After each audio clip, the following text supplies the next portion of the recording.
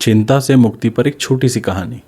एक गांव में एक किसान रहता था जो हमेशा अपनी फसल और भविष्य की चिंताओं में डूबा रहता था। एक दिन एक संत गांव में आए और किसान की उदासी देखी। संत ने किसान से कहा, तुम्हारी चिंताएं तुम्हें खाई जा रही है।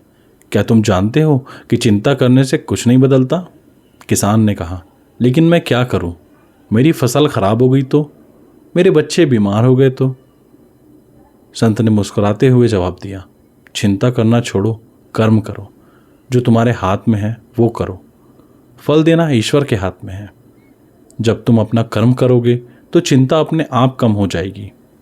किसान ने संत की बात मानी और अपने काम में लग गया।